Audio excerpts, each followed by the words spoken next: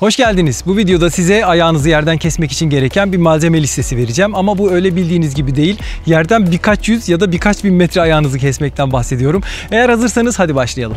Bu arada kanalı yeni keşfedenler için bahsedeyim. Ben bir yelken kanat pilotu ve aynı zamanda eğitmeniyim. Yelken kanat dediğimiz alet 10 metre büyüklüğünde bir kanat. Biz bununla koşarak dağdan tepeden havalanıyoruz. Ve yerden birkaç yüz metre, bazen birkaç bin metre yükselebiliyoruz. 100 kilometreden fazla mesafe gidebiliyoruz. Kanalda çok ilginç videolar var. Kesinlikle bir göz atmanızı tavsiye ederim. Şimdi malzeme listesine geçelim. Eğer konu ilginizi çektiyse videoyu beğenirseniz çok sevinirim arkadaşlar.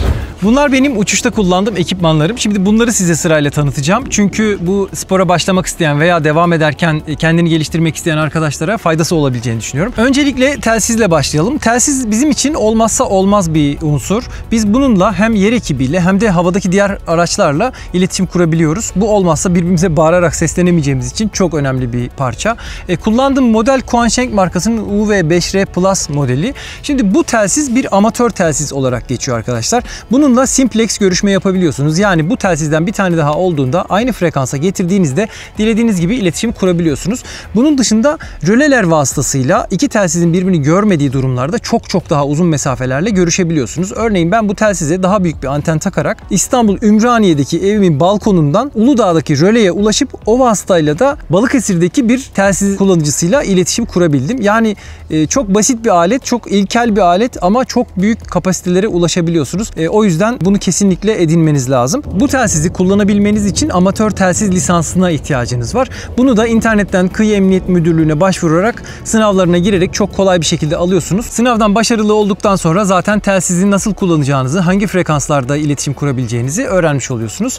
Evet, şimdi sırada uçuş bilgisayarım var. Uçuş bilgisayarının içerisinde bazı sensörler var arkadaşlar. Barometrik sensör, GPS, ivme ölçer, pitot tüpü gibi şu kısımda görebileceğiniz gibi. Bu sensörler sayesinde benim uçuşta yükselme hızımı, alçalma hızımı ve navigasyon gibi gereksinimlerimi karşılıyor. Bu görmüş olduğunuz aleti aslında ben kendim yaptım. Bu çok basit bir Android tablet. Sadece güneş ışığında daha iyi görünebildiği için bu modeli aldım. Buna Bluetooth vasıtasıyla bir sensör paketi bağladım ve XC Track uygulamasını kullanarak navigasyon yapabiliyorum. XC Track uygulaması aynı zamanda Android telefonlarda da çalışabiliyor. Eğer bir cep telefonunuz varsa ve cep telefonunuzun barometrik sensörü varsa uçuş bilgisayarı ile ilgili tüm ihtiyaçlarınızı onunla karşılayabiliyorsunuz. Bu da benim uzun mesafe uçuşlarında özellikle olmazsa olmaz araçlarımdan birisi. Bakın içerisindeki barometre o kadar hassas ki ufak bir harekette bile hemen sinyal veriyor. Biz de bu sayede yükselme hızımızı anlayarak sıcak hava akımlarının içerisinde kalarak uzun mesafeye gidebiliyoruz. Yanımda her zaman cep telefonum zaten bulunuyor arkadaşlar. Fakat cep telefonu harnese yerleştirdiğimde XC Track uygulamasını açıyorum ve aynı zamanda canlı yayın özelliğini de açıyorum. Yani Live Track özelliğini açıyorum. Bu sayede uçuş yaptığım zaman dışarıdan izlenebiliyorum. Nerede olduğum, hangi yöne gittiğim, hangi irtifada gittiğim anlaşılabiliyor.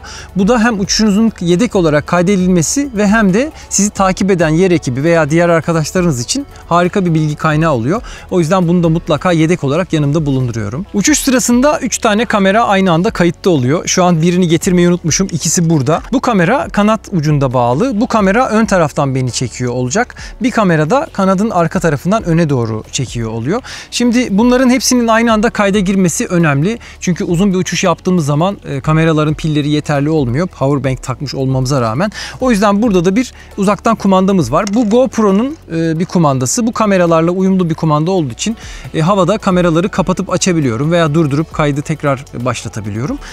Burada önemli bir nokta, şunu kanada tutturmak için çok güzel bir aparat yaptım arkadaşlar. Bunu 3 boyutlu yazıcıyla pet şişelerden ürettiğim bir filamenti kullanarak yaptım. Bununla ilgili de bir video aslında yapabilirim. Böyle mıknatıslı bir sistem bu. Kumaşın alt ve üst yüzeyine bunları geçiriyorum. Böyle yerleştirdiğim zaman çok sıkı bir şekilde tutuyor ve kamera bu şekilde kanadın uç tarafında istediğim yerde konumlanmış oluyor. Çok harika bir şey. Hiçbir yere hiçbir şey vidalamaya gerek kalmadan istediğim gibi tutturabiliyorum. İlk yaptığımda bu kadar güçlü olacağını tahmin etmemiştim. 4 tane mıknatıs koymuştum. Çok fazla geldi. 3'e indirdim. Belki daha küçük mıknatıslarla da yapılabilir. Bu da benim çok güzel işime yarayan bir parça. Bu arada yakın zamanda kamera setup'ımı daha güncel bir hale getireceğim. Çünkü eski kameraları kullanıyorum. Kumandayla uyumlu oldukları için. Şimdi komple yeni kamera setine geçeceğim. Hem görüntü kalitesi daha yüksek olacak hem de ses kalitesi daha da artmış olacak. Şimdi bunlarla birlikte kameraya giden sesi nasıl kaydettiğimi size anlatmak istiyorum. Bu benim kaskım. Uçuş sırasında kullandığım kask. Burada bir kablosuz mikrofon verici var. Bunu kaskın ön tarafına mikrofonu yerleştirerek sağladım. Bunun çıkışı da aynı zamanda buradaki kameraya bağlı. Yani buradaki verici kısmı burada, alıcı kısmı burada. Bunu küçük bir aparat yaparak kameraya monte ettim. Direkt kameranın içerisine sesi kaydederek bu işi çözmüş oluyorum. Tabii bu çok aslında kompleks bir hale geliyor. Her zaman bunun pilinin seviyesini vesaire kontrol etmek gerekiyor. Şimdi dediğim gibi yeni kamera setup'ı kurduğumda daha minik taşınabilir mikrofonlar var. Onlardan alıp kullanmaya başlayacağım. Şu yakamda gördüğünüz mikrofondan. Daha temiz bir ses olacağını düşünüyorum. Böyle kaydetmeye devam edeceğiz. Bir sonraki önemli malzeme suluk arkadaşlar. Bu böyle su torbası olarak geçen bir malzeme. Ben bunu sanırım Decathlon'dan almıştım. Şu şekilde açabiliyorsunuz. İçine su doldurup kapatabiliyorsunuz ve pek de sızdırmıyor. Kolayca yıkanabilir bir malzeme yapmışlar. Buna çok az bir miktar su doldurup harnesin içerisine, sırt kısmına yerleştiriyorum. Şu boru da yan taraftan geliyor, yanımda duruyor. Susadığım zaman havada birkaç yudum su almamı sağlıyor.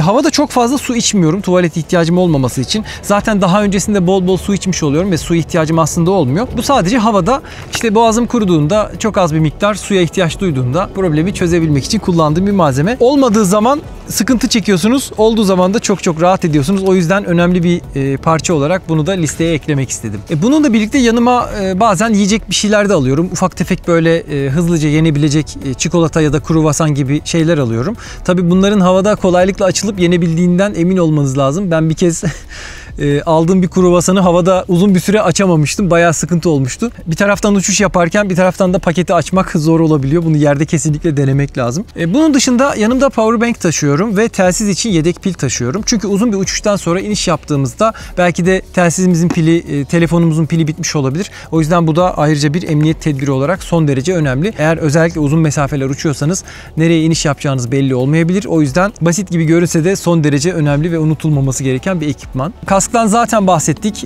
Uçuşun olmazsa olmaz, kesinlikle uçarken giyilmesi gereken bir malzeme. Eldivenlerim var. Bunlardan bahsedeyim. Şimdi yelken kanadın trapezinin rahat bir şekilde tutulabilmesi için gidip kaleci eldiveni aldım. Şuralarında böyle silikon bir malzeme var. Dolayısıyla tuttuğumuz zaman çok rahat bir şekilde yüzeye yapışıyor.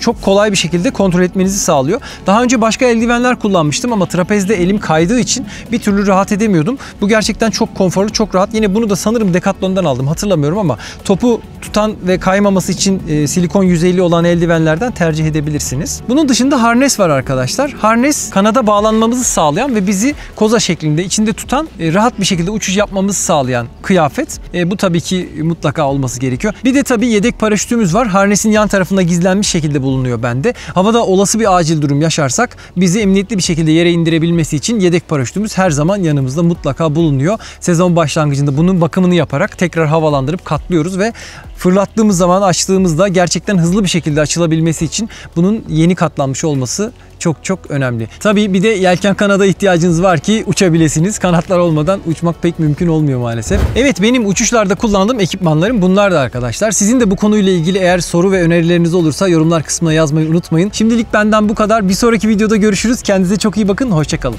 Alper Gökler'de Meslek Liseli Doğan Şahin Akgül, TT, Enis Çakır, Serdar Cansel, İlker Topçu ve diğer tüm katıl abonelerime çok teşekkür ederim.